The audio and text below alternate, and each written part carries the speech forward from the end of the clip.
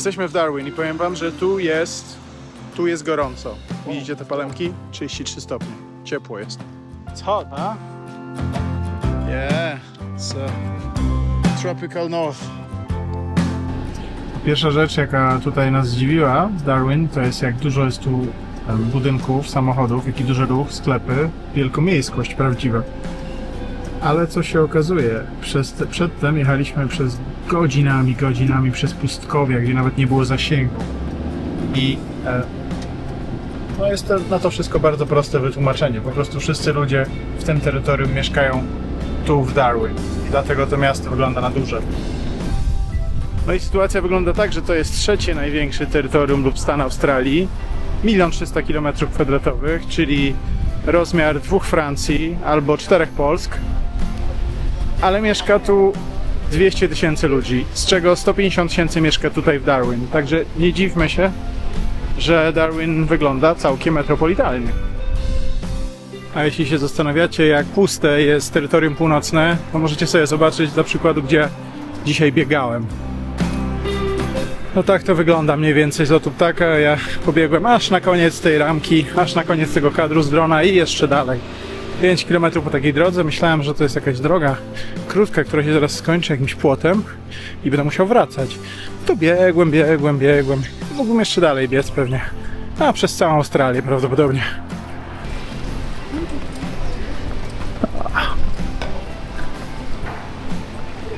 Christian, you've been to this place already. What do you recommend? This is great for Hungry Jacks. Hungry Jacks. Yeah. Czekałem w zasadzie na ten Hungry Jacks już od Geraldton, bo tam chciałem sobie bardzo w Geraldton zjeść taki deser z nutelli lodowy, ale była zepsuta maszyna, więc nie zjadłem. I teraz słuchajcie, przez 5000 km czekałem na następnego Hungry Jacka i go znalazłem w Darwin. Idziemy do Hungry Jacka. Opowiem wam o Hungry Jacku potem.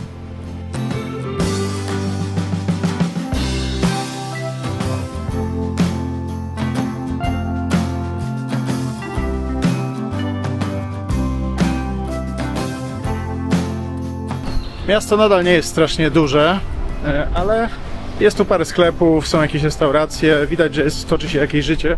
Widać, że może po 20 jest jeszcze szansa coś gdzieś zjeść. Widać, że po 18 jeszcze może można zrobić zakupy. Tutaj się trochę dzieje, może nawet jest jakaś impreza w piątek wieczorem, w sobotę wieczorem. No trudno powiedzieć, nie?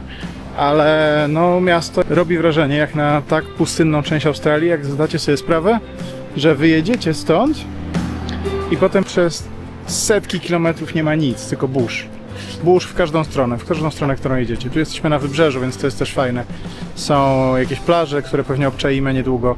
No, kupiliśmy jakieś pamiątki, jest McDonald's. No i idę teraz do Hungry Jacka. Jeśli to logo coś wam przypomina, na przykład Burger Kinga, to bardzo słusznie.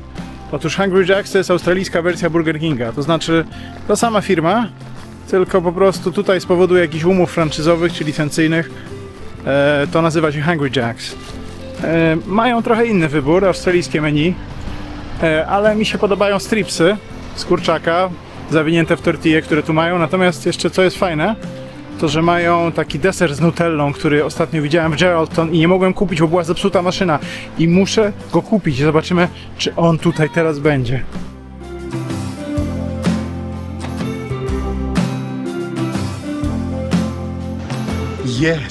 Jest ciągle.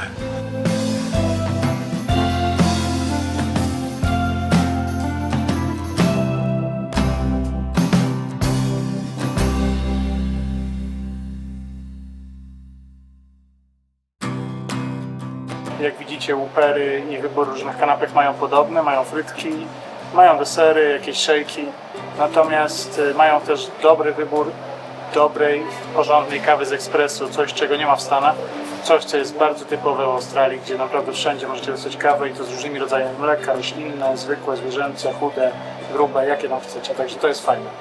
No, także zaraz moje stripsy i deser nutellowy. Stripsy są bardzo spoko, to są takie tortille jakby zawinięte wokół kurczaka. No takie jakby mini pakiet, bardzo dobre. Czas odpalić nutellę. Proszę. Nutella Storm. Co tu mamy w środku? Jakieś chrupki. Chrupki. Lody. Oj, dobre to. Ale te lody nie są nutellowe. Wanilia zwykła. Waniliowe lody z taką chrupką posypką i z polaną nutellą. Czyli można powiedzieć taki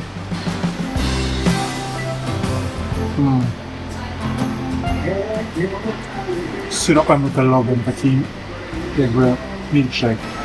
Dużo tej nutelli tu jest, ale stwierdzam jednak, że to nie jest to samo co nutellowe lody w Europie. Bo tam to naprawdę się je samą nutellę zamierzoną. A tutaj wanilia,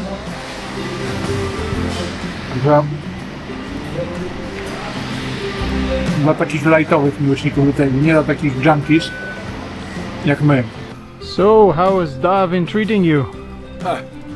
Way too expensive. Jedną z takich rzeczy, jak się ma kampera, to jest to, że trzeba uważać na wysokość. Na parkingu, na przykład w myjni, na stacji benzynowej. Nasz kamper ma wysokość 3,60, co jest zaznaczone na szybie bardzo ładnie, a na przykład ten parking przed nami ma 2,80, to byśmy nie wjechali. Trzeba szukać miejsca nie zakrytego. Walka o miejsce na słupie. Każda nieruchomość, każdy fragment ziemi, Darwin się liczy.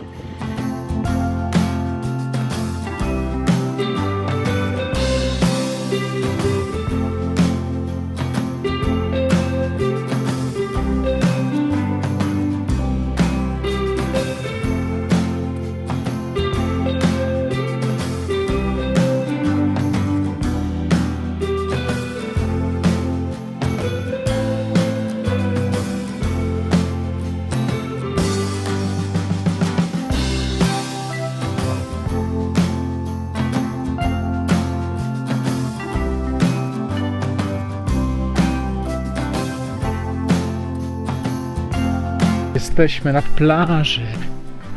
Piękna plaża, mam nadzieję. Wyjechaliśmy parę kilometrów za parędziesiąt nawet za Darwin. Przyjechaliśmy na taką plażę Gunpoint. Trzeba zaraz zobaczyć, czy tutaj się da wykąpać, czy są tu jakieś różne stwory czyhające na nas, typu rekiny, delfiny, morświny i bardzo dużo różnych wrednych stingersów typu meduzy. Jest tu też droga. Można naprawdę zjechać chyba na tą plażę, ale naszym kamperem się jakoś nie odważyliśmy. Mogłoby się okazać, żebyśmy tutaj nieźle gdzieś ugrzęźli ostatniego dnia. Dzisiaj jest ostatni dzień, tak a propos, nasz wspólny, bo ja biorę terenówkę i na ostatnie 2 dni moje jeszcze jadę do Parku Narodowego Kakadu zobaczyć wodospady Jim Jim między innymi, które można zobaczyć tylko samochodem terenowym, bo jest kiepska droga. No a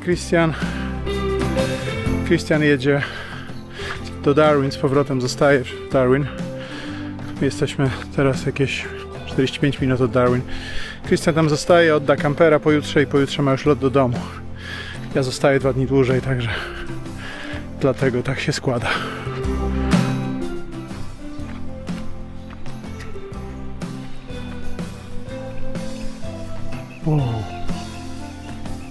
No pięknie.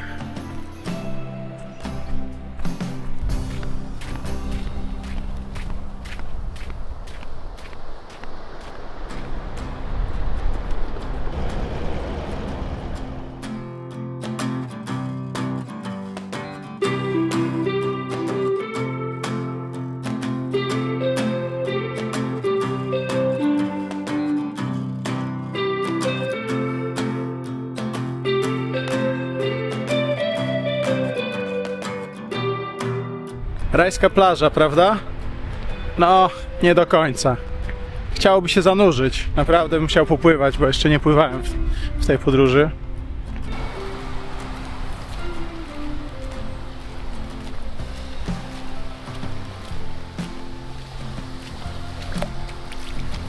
Wow!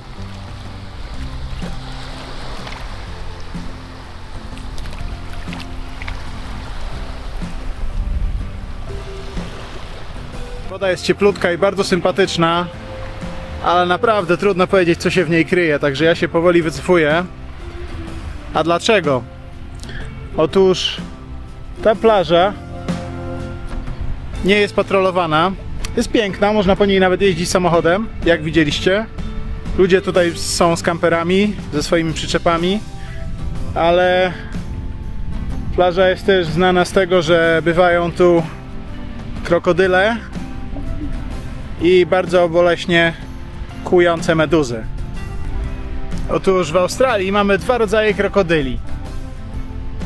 Słodkowodne, freshwater crocodile, i słonowodne, saltwater crocodile. Wśród nich słynny krokodyl różańcowy, który może osiągać długość, no, największy złapany okaz miał, zdaje się, 12 metrów długości. A Australijczycy mają swoje własne pieszczotliwe terminy na te krokodylki, bo oni lubią zdrobnienia.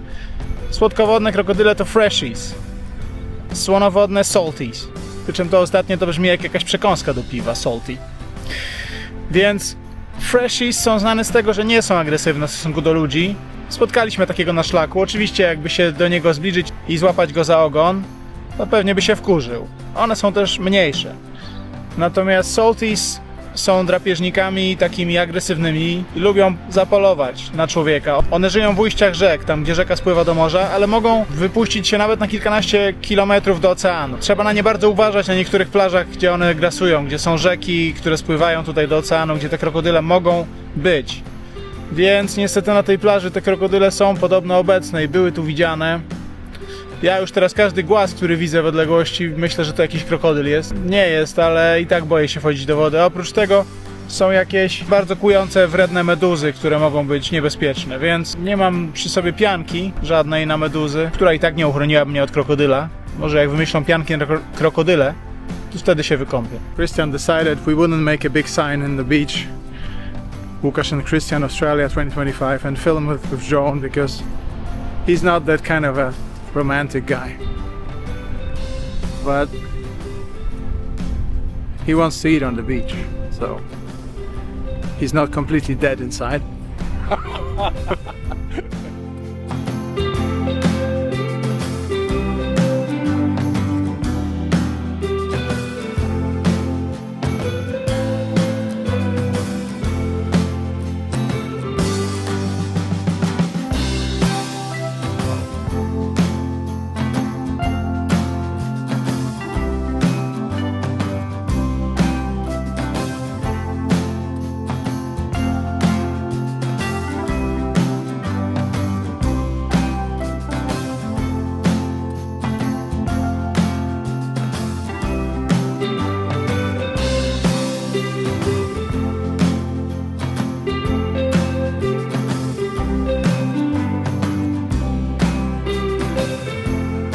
No, zachód słońca jest przepiękny. Było trochę pojedzone, wypite piwo. Komary zaczynają się pojawiać na plaży i spieprzamy do kampera i zamykamy moskitierę i zamykamy drzwi i chowamy się. Ostatnie picie dzisiaj, ostatnia noc razem, ostatnie opowieści i pożegnania i lecimy każdy w swoją stronę. We will be very hot. Yeah, we will. It's hot. 24 degrees for the night, and inside, who knows?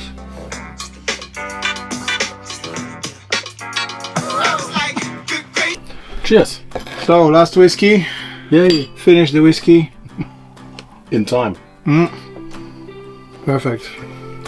Launceston, very good whiskey from Tasmania, and we are parting ways tomorrow. Christian is going to Darwin and fun around Darwin, party and shopping without me, and I'm going to Kakadu National Park to watch some red rocks and green plants. Hopefully it'll be fun, and we will reconnect sometime in Europe to exchange our Stuff. vital information.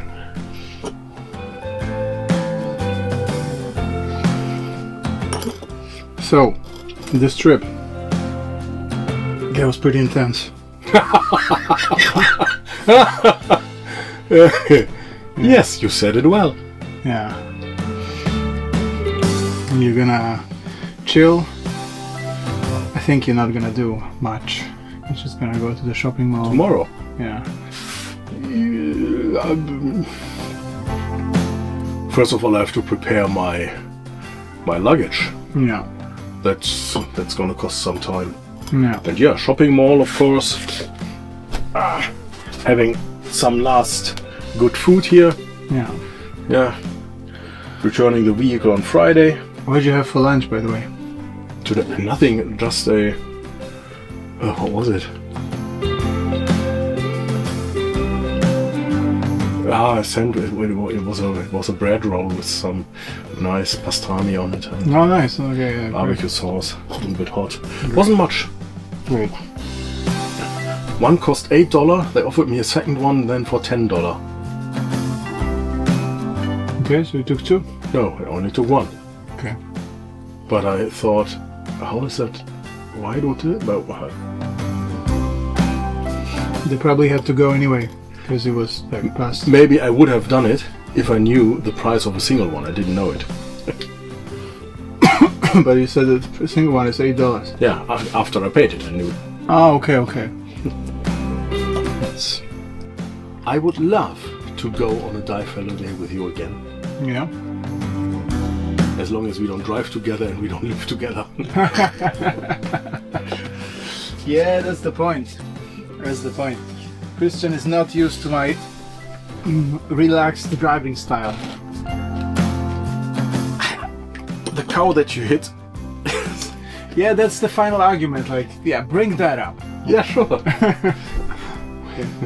If that hadn't happened, it would have been a completely accident-free trip. You remember when you entered the roundabout in the wrong direction? Where was that? That must have been some small place. Ah, it was in Broome. Yeah, and it was on the most in where you would find the most traffic in Broome. Yeah. Nobody minded when I cross the street here sometimes. you know. Yeah. I almost got hit today because in Darwin because I didn't look in the right direction. I was crossing the street, you know. Yeah, I know, but look, And by the way, you forgot I hit a kangaroo as well while night diving. well, you Yeah. did. Yeah. Yeah, but I mean, Yeah, we but can- a small one, but still. that is the difference between us, buddy. I do not hold it against you. Cow, kangaroo, whatever. No, but the real thing is that I think you You hit a sign. Right, I hit a sign. Yeah, it was a light hit of a light, small sign. We are now leaving our forest home on the beach and going to Darwin and parting ways. It will be sad to say goodbye to the camper and to my. This was one of the best spots we had, actually. Yeah, it's just on the was beach. nice. Yeah, it's just on the beach. Chociaż droga, żeby się dostać na tą plażę, była dosyć kiepska.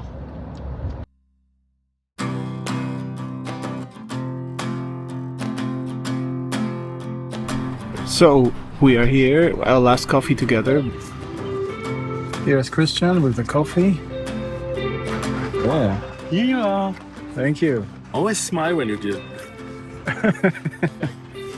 Big tip for you, buddy. But Christian was kind enough to introduce us to a very popular Aussie pastime or way of drinking coffee that it goes with Tim Tams.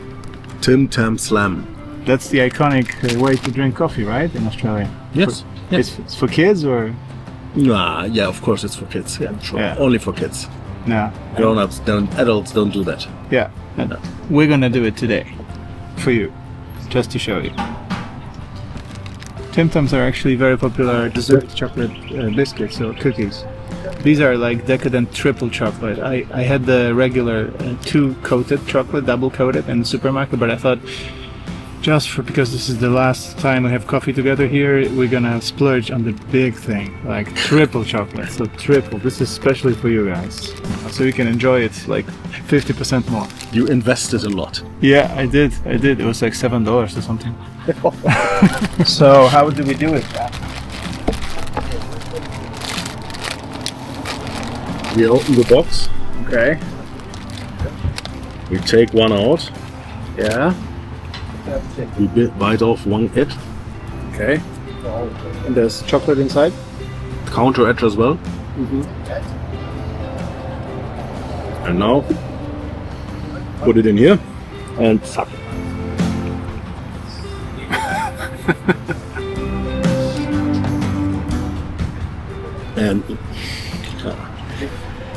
And you eat it. Well, I thought you said it's gonna make a mess. you are going to make a mess. Okay, yeah, great. So, bite just the corner or? No, just a corner. Okay. Counter corner. Yeah. Okay. So it's like this, huh? Exactly. Put it into the fluid. Yeah. Deep in. And suck. It's not coming. Yeah, sure. Because there's too much almond milk on top. Okay. Okay. Let me. Okay.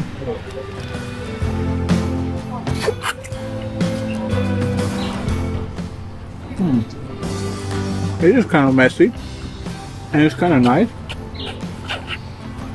Once the opening is in the coffee, you will see it will come in fast. Okay. And it will melt immediately. Okay. Try it again.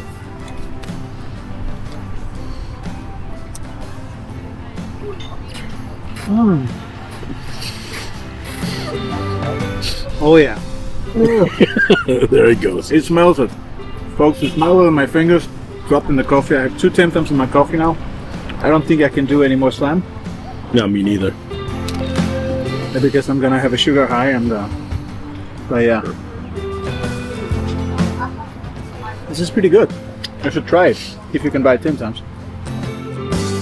Idę właśnie odebrać terenówkę na moją ostatnią przygodę. No, lotnisko Darwin jest większe niż przeciętne lotniska po drodze w zachodniej Australii, jak Broome czy Kununurra. Widać, że jest to stolica stanu, stolica terytorium, duży terminal, 2 minuty tylko można parkować. Krista musi gdzieś pojechać. Wow, maszyny do check-inu. Kurde, kawiarnia nawet jakaś jest. Wow.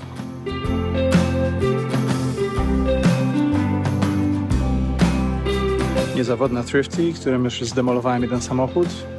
Oby wypożyczyli mi drugi. Mam już samochód, Suzuki Jimny. Oczywiście powiedzieli mi, że nie mogę jechać tam, gdzie chcę jechać, do Jim Falls w parku Kakadu. Oczywiście pan powiedział, że tak naprawdę mogę tam jechać, ale trzeba to przejechać przez jakieś strumienie małe, 3, więc może być to, jeśli coś się stanie, no to oni ze mnie potem ściągną kasę, ale tak poważnie to jest prawdziwa terenówka. Wcześniej mieliśmy Fortunera, który był bardziej SUV-em z napędem na 4 koła i dawał sobie radę z głębokimi rzekami. Tu są małe strumienie. Moim zdaniem tam by się dało dojechać nawet samochodem z napędem na 2 koła, co zresztą sprawdzę i dam wam znać, bo jednak, kurde, dużo ode mnie wzięli za to. To znaczy, to wszystkie te terenówki są tu drogie po prostu. Tu się dużo płaci niestety za ten wynajem. Dodatkowo jeszcze ubezpieczenie. Jest straszny udział własny w $1000 liczony. Jeśli chcesz mieć ubezpieczenie takie, że pokrywa twój udział własny i nie płacisz nic w razie szkody, to się dodatkowo jeszcze płaci duże pieniądze. Oczywiście cieszę się bardzo, że to ubezpieczenie wziąłem w Broome, no bo jak wiecie, trafiliśmy krowę, a potem jeszcze opona poszła, ale jest to drogie, też za każdy dzień się płaci $60, $50. No słabe to jest wszystko. Te faktury rosną parokrotnie w porównaniu z tym, co się zabukuje online, bo jeszcze depozyt jakiś tam pobierają, kaucję, no i tak dalej, nie? Zwrotną. Mam już. Chyba znalazłem.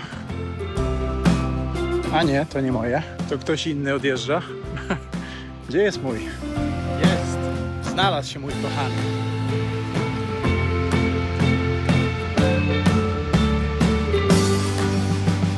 biały, mały. Powinienem się w nim dostać tam, gdzie chcę. Będzie trochę brudny, ale no jakoś damy radę. Dobra, czas jechać. Odpalić ten show.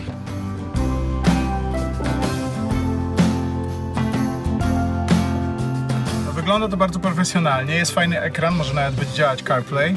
Wygląda na to, że mamy też tutaj blokadę dyferencjału, mamy high range, low range, osobną gałkę.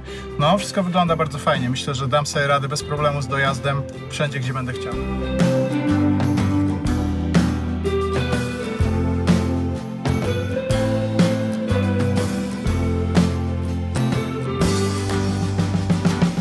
No i znowu oczywiście manetka kierunkowskazu jest po przeciwnej stronie niż w kamperze, więc znowu się będę mylił przez pierwszy dzień.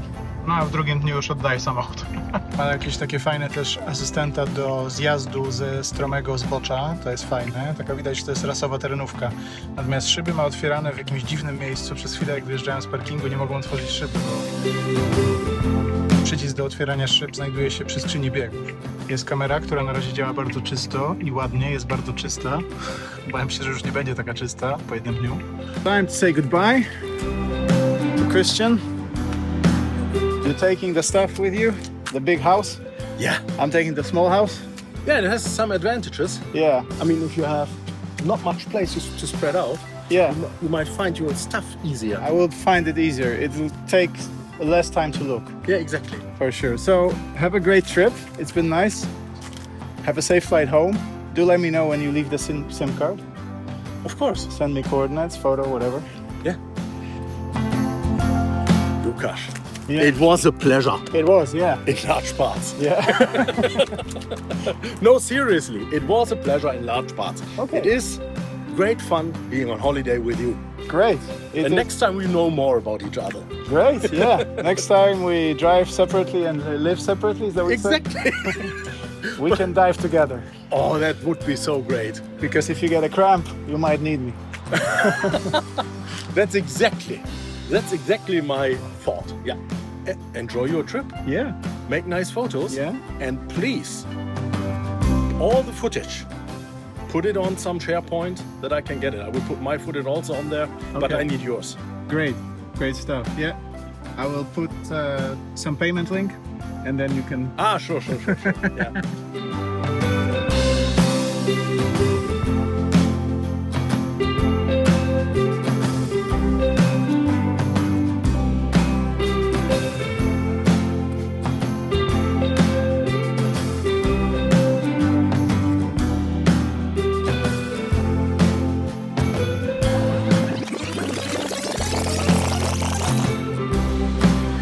Now he's leaving, but he will come back because it's his phone I'm filming it with. Yeah, he's very concerned about how it looks, how his videos look like. So he might probably, yeah, there you see him coming back, as I promised. Yeah, that's, so all our videos, all the videos he made are fake, literally.